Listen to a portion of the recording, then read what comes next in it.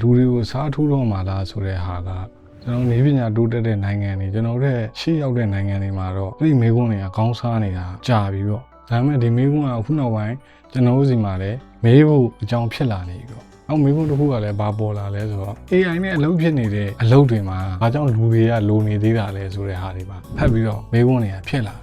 ဖြစ်ရင်လည်းဖြစ်ချင်ကြတယ် AI ကတော်တော်မြန်မြန်ကြီးကိုတရက်ထက်တရက်ပို့ပြီးတော့တိုးတက်လာနှုံးညုံမှန်းထားတာတွေကိုပို့ပြီးတော့မြန်ဆန်တယ်ပေါ့ AI ရဲ့တိုးတက်မှုနှုံးဒါကြောင့်တချို့အလုပ်တွေမှာ AI ကငါတို့အလုပ်တွေကိုအစားထိုးယူသွားတော့မလားဆိုတဲ့စိုးရိမ်မှုတွေကိုတဖြည်းဖြည်းနဲ့ပေါ်လာနေပြီပေါ့ AI ကအလုပ်တွေမှာလူတွေရဲ့နေရာကိုချက်ချင်းအကုန်တင်းကျုံပြီးတော့ယူသွားတာမျိုးထက်တဲ့လူတွေလုပ်နေတဲ့အလုပ်တွေကအစိတ်ပိုင်းအချို့ကိုတဖြည်းဖြည်းယူနေတယ်ဆိုတာကပို့ပြီးတော့မှန်မယ်လို့ပညာရှင်တွေကတော့သုံးသပ်ပြတယ်ထပ်ခါလုပ်နေရတဲ့ test တွေပြီးတော့ဥပမာ data quality လုပ်တဲ့အားမျိုးတွေအဲ့လိုအားမျိုးတွေကို AI ကမြန်ဆန်နဲ့အချိန်တူနဲ့လုပ်ပေးလာနိုင်တယ်ပေါ့အခုနောက်ပိုင်းဆိုရင်ပုံထုတ်တာတွေကအစကျွန်တော်ဗီဒီယိုထုတ်တာတွေကအစတော်တော်များများနာမည်ကြီးပစ္စည်းတွေတောင်မှကျွန်တော် model တွေသုံးပြီးတော့ data shooting နဲ့ရိုက်တဲ့ဟာတို့ထက် AI generate လုပ်ထားတဲ့ပုံတွေကိုသုံးလာတာမျိုးတွေ AI generate လုပ်ထားတဲ့ video တွေသုံးလာတာမျိုးတွေကအခုနောက်ပိုင်းမှာခက်စိတ်နဲ့မြင်လာပြီပေါ့AI ကလူရဲ့အလုပ်တွေကိုအကုန်စားထိုးပြစ်တော့မှလားဆိုတဲ့စိုးရိမ်စိတ်တွေဝင်တာကလည်းမဆန်းဘူးပေါ့ဗျာအခုလိုအချက်လက်မျိုးတွေပြစ်လာကျွန်တော်အရင်က short video တစ်ပုတ်ရိုက်ဖို့အတွက်ဆိုရင် crew တွေလိုမယ် talent တွေလိုမယ် lighting တွေလိုမယ်ကျွန်တော်အချိန်ကြာကြီးရမယ် video တစ်ပုတ်ကို AI မှာ prompt လေးရိုက်လိုက်တာနဲ့ကျွန်တော်စက္ကန့်ပိုင်းတွေမိနစ်ပိုင်းတွေထုတ်နိုင်နေပြီ special effects တွေအရင်ကလည်း studio ကြီးမှာလုပ်ဆရာမလိုတော့ဘူးဓာတ်ပုံတွေရှိရတယ်အဲ့ဓာတ်ပုံတွေထည့် prompt လေးရိုက်လိုက်တာနဲ့ကိုလိုချင်တဲ့ special effect တွေနဲ့တကယ်movie တခုထုတ်လို့ရမယ်အနေအထားမျိုးတွေဖြစ်လာတာ။ပညာရှင်တချို့ကလည်းပြောတယ်ပေါ့။ဒါ AI ကအစိတ်ပိုင်းတချို့ပဲယူသွားတယ်။တကယ်အရေးပါတဲ့အရာတွေကိုတော့ AI ကမယူနိုင်သေးဘူးလို့တော့သုံးသပ်ကြတယ်ပေါ့။စဉ်းစားနိုင်စွမ်းနေဆုံးဖြတ်နိုင်စွမ်း decision making ဘိုင်းနေပြီးတော့ creative ဘိုင်း creative ဘိုင်းဆိုရင်နည်းနည်းတော့စိုးတခါတက်เสียရှိတာပေါ့ဒီ AI လည်း creative လုပ်နေတာပဲလို့ထင်ကောင်းထင်နိုင်ပေမဲ့လည်းတချို့နေရာတွေမှာပြဿနာတွေတက်နေတဲ့ဟာတွေလည်းရှိတာပေါ့ဟိုတလို့ဟိုမှာဆိုကျွန်တော်ကြည့်စရာတွေသူတို့ရဲ့ဒီ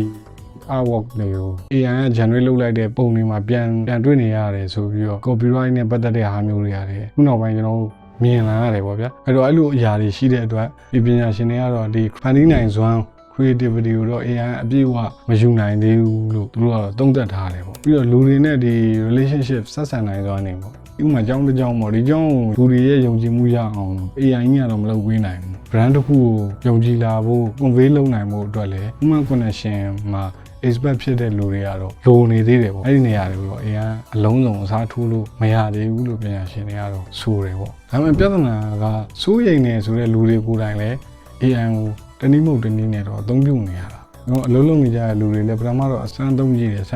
ယ်နဲ့နောက်ပိုင်းကျတော့ကျွန်တော်တို့ရဲ့ daily life ထဲမှာစိတ်ပိုင်းတစ်ခုအနေနဲ့ကိုပါဝင်လာရတဲ့အနေအထားမျိုးဖြစ်လာတာမေးဖို့နဲ့မေးဖို့ဒီလိုစာတွေပြင်ဖို့ idea တစ်ခုလုံးမဟုတ်ရင်တော့ idea လမ်းစာရှာဖို့အတွက်တော့မဖြစ်မနေကိုသုံးလာနေကြတယ်။ဒီကကျွန်တော်လုံးဖို့ကိုင်ဘက်တွေကိုမေးရတယ်အကြံဉာဏ်ယူရတယ် meeting တွေထိုင်ပြီးတော့ discussion အကြီးကြီးလုပ်ရတဲ့နေရာမှာအခုက AI ကိုမေးလိုက်တယ်ဆိုတာနဲ့ပို့ပြီးတော့လွယ်ကူရလာတယ်။မြန်တယ်လွယ်တယ်အဆင်ပြေတယ်အဲ့လိုပဲတစ်ဖက်မှာကြတော့လေလူတွေချင်းကနေပြီးတော့အတွေးတွေအပြန်အလှန်ဖလှယ်တဲ့ကာချာတွေပါတဖြည်းဖြည်းနဲ့မိမ့်ပျောက်ွယ်သွားနိုင်တယ်လို့တချို့ပညာရှင်တွေကထောက်ပြကြတာလည်းရှိတယ်ပေါ့ဒါကြောင့်ပဲ AI ကိုအသုံးပြုတာကအရေးကြီးတယ်ဆိုတာတည်းတဲ့ဘယ်လိုပုံစံသုံးမှာလဲဆိုတာကပို့ပြီးတော့အရေးကြီးတယ်လို့သတိပေးတဲ့အဆိုတွေလည်းတွေ့လာရတယ် AI နဲ့တော့ကျွန်တော်တို့ကတပ်ပြိုင်လို့မရဘူးပေါ့ AI နဲ့ပြိုင်လို့မရဘူးဆိုတာကဥပမာကျွန်တော်10 မိနစ်စာဗီဒီယိုရိုက်ဖို့အတွက်တောင်မှကျွန်တော် lighting တွေလိုမယ် camera တွေလိုမယ်အမှ script တွေလိုမယ်ဒီက location တွေလိုမယ် audio ဘိုင်းတွေလိုနေအောင်မယ်အဲ့ရတော့မှကျွန်တော်တို့ raw ပဲရအဲ့အောင်ပြန်ပြီးတီးဖြတ်အောင်မယ်အတန်တွေချိန်ကြီးအောင်မယ်နောက် color grading တွေလုပ်အောင်မယ်အဲ့ဟိုမှာတစ်ခါတည်းနဲ့အပြီးလိုချင်တဲ့ color ဘယ်လိုပုံစံမျိုး cinematic လားဘယ်လိုပုံစံမျိုးလဲနောက်က location ကဘယ်လိုပုံစံမျိုးလိုချင်တာလဲဆိုတဲ့ဟာတွေကစက္ကန့်ပိုင်းမိနစ်ပိုင်းတွင်ထုတ်ပေးနိုင်တယ်အဲ့တော့ကျွန်တော်ကပြိုင်လို့တော့မရဘူ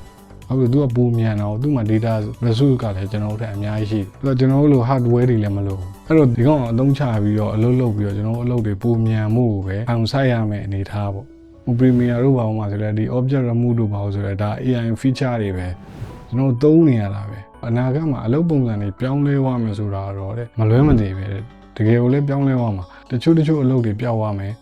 တချို့အလုပ်သစ်တွေပေါ်လာမယ်ပေါ့ခုနောက်ပိုင်းဆိုတော့မှကျွန်တော် မြင်ရတယ်ပေါ့ဗျာလွန်ခဲ့တဲ့4-5နှစ်တောင်မဟုတ်ပါဘူးလွန်ခဲ့တဲ့2နှစ်3နှစ်လောက်မရှိတဲ့ protein engine တွေကအဲ့လိုမျိုးတွေပေါ့ protein မှာကျွမ်းကျင်တဲ့လူတွေကနေရာတစ်ခုရလာတယ်ကျွန်တော်အခုအချိန်မှာဆိုတွေ့လာတယ် AI သုံးတတ်ဖို့လိုတယ်ဆိုတဲ့ဟာမျိုးတွေ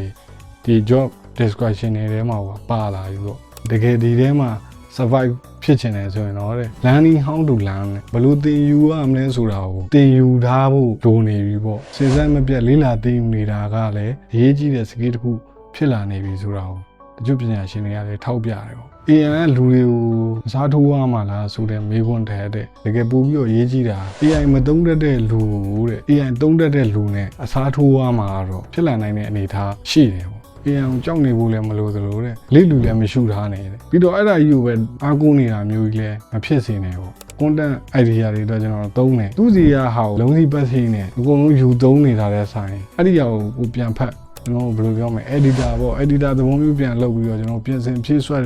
ပြီးတော့မှ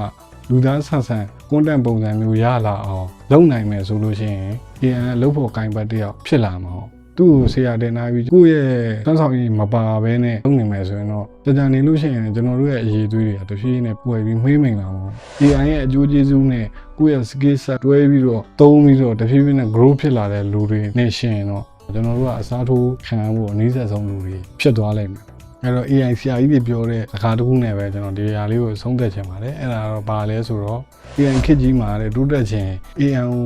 ပယ်လဲမပယ်ပါနဲ့တဲ့ကိုယ်စွမ်းစားပြောင်းအောင်လဲAI တွေ့ကတ်မနေနဲ့ပေါ့ AI နဲ့အတူတူ growth ဖြစ်အောင်ကြိုးစားပါလို့အကြံပြုထားတဲ့အကြံပြုချက်လေးနဲ့ပဲဒီနေ့ကောင်းတဲ့လို့ဆုံးသက်လိုက်ပါတယ်လိုအပ်ချက်လေးတွေပြင်ဆင်ဖြစ်ဆွတ်စရာရှိတာလေးတွေတွေ့ခဲ့လို့ရှိရင်လည်း comment မှာမှတ်ငယ်ပေးလို့ရပါတယ်